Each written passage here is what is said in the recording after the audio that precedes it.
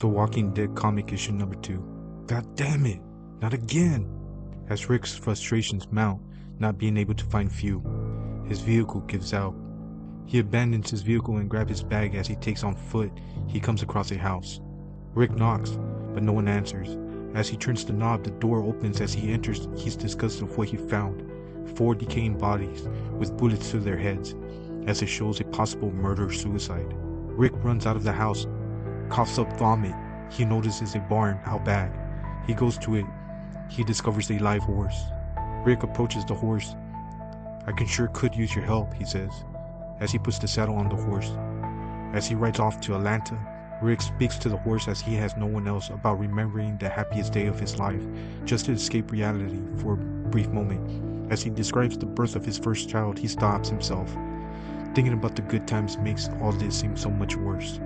Rick arrives in Atlanta. As he is strolling through the city, it wakes up the dead. Rick notices the dead as they start to surround him and his horse. Rick tries to get away, but he gets knocked off his horse.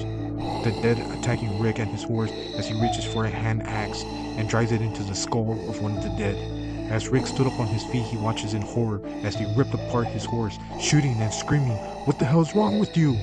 Rick runs for his life. He is pulled into an alley by a young man who says, "I will get you out of here. Follow me. And stop using the gun. You will have the whole city on us." The young man pulls down a ladder to climb the building.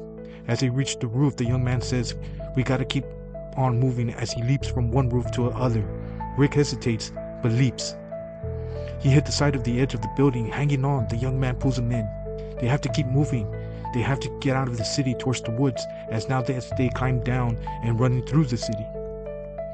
Rick is trying to get the info on where they are going and what the heck happened to all the people in the city. The young man informs him that was them trying to eat us back there. Everyone that was there are dead now.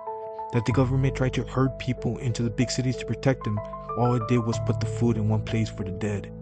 My wife. My kid.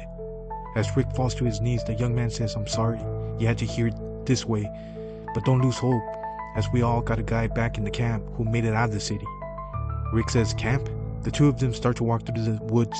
The young man explains how they set up camp. As they reach camp, Rick was shocked by what he saw. My wife. My kid.